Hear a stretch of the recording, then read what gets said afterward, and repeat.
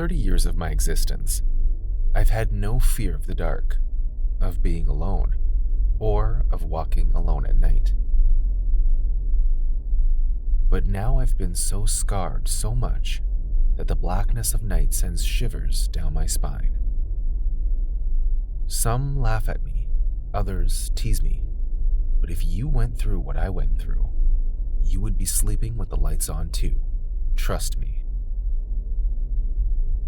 You can call me creative, but I'm the kind of person that likes to be on my own most times. I think a lot, and I exist maybe a little too much in my head, which is why no one believes me when I tell them what happened to me that night. I have no family, few friends, and 0 acquaintances, but I'm far from being a sad man. I rather enjoy the little things of life, and I'm quite content in the smallest of things. Sometimes I stare out my window at the city. I watch as everyone passes by, all in a hurry to go somewhere, or all in a hurry to come back home to their families and loved ones. It makes me smile and think to myself, it's funny how we are all like puppets, controlled by strings of an abstract deity. Ironic that I mentioned puppets, but I don't want to get too far ahead of myself. We do not serve one deity. Sometimes it's a god, a notion, an idea, or a personal favorite, money. Either way, we are pulled by its strings until we are eventually lured into our graves. This is how I think about life, about people, and about our society, and this is also why everyone thinks I'm crazy. Back to the story of that night. I had decided to take a walk. I always did every Wednesday. It was routine with me, you see. I like to take these long walks sometimes, because it's during these walks that I think about the most philosophical things. I have the best ideas during my walks, and I return home more refreshed and in a better mood. I like to pick the late nights to walk because the less people I come across, the more time I have to think, and also lesser distractions. People can be very distracting. As I walked along, I felt the cooling breeze and increased my steps. I was well away from my neighborhood now, and for some reason, decided to take another turn. It was not my usual route, but I just wanted to try it. Besides, I was lost in my thoughts. Looking back, I should have been more aware of my surroundings. 20 more minutes into my walk, I saw a figure lurking in the darkness ahead of me, so I paused and squinted my eyes to get a better look. I saw that the figure was moving closer to me, but I stood my ground. I had never walked around this area before, and if I was being honest, I may have been a little lost. I look over my shoulder and realize that the night was very dark and hazy, and I had definitely lost my way. As the figure came closer, I squinted harder to see if it was a man or a woman.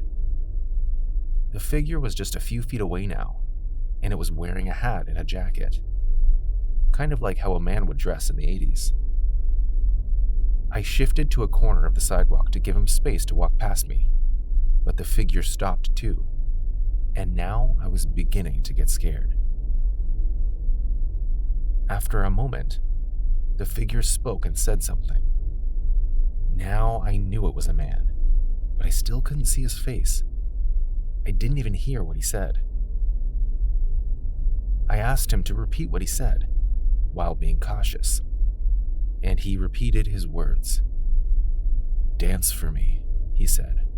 I looked puzzled, and I concluded that he was probably some drunk man trying to find his way home. I told him I don't want any trouble and tried to walk past him, but he repeated the words again, his face still shielded by darkness.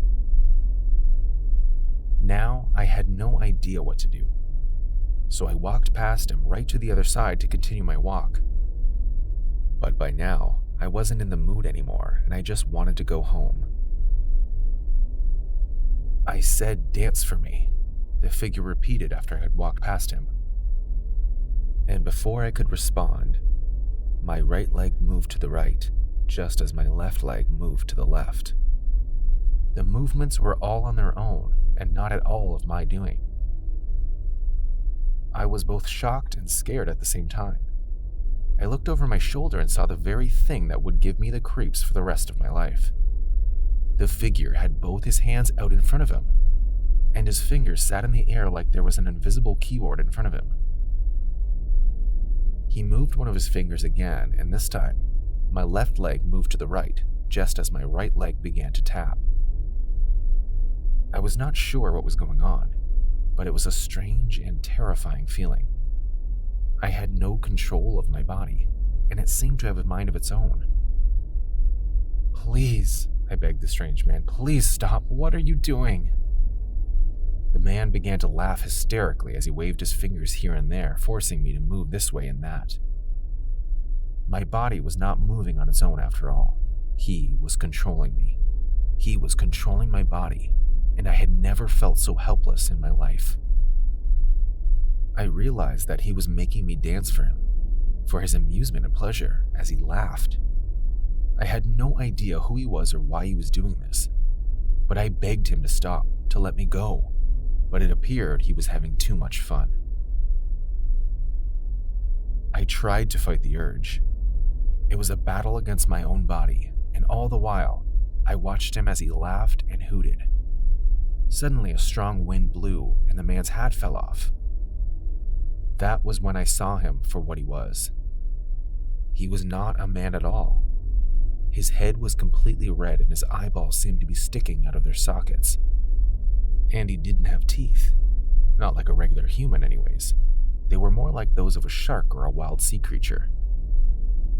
And I was just about to scream in fear when he raised his left hand and my voice got suspended in my throat. He was controlling me, making me do his bidding for his amusement. At that moment, it occurred to me exactly what I was, his puppet, and he was my puppeteer. I had flashbacks to all the times I looked at people walking in the city and thought of them as being puppets. Finally, he dropped his hands to his sides and I dropped to the floor. I could feel my body again, and this time, I felt like I was in control of my own self. I looked up at the weird creature, but there was complete darkness where he once stood. I picked myself up and ran the other way and kept running until I reached my house and locked the door behind me.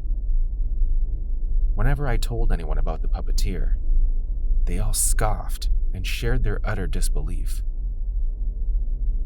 Sometimes I doubt what I experienced that night.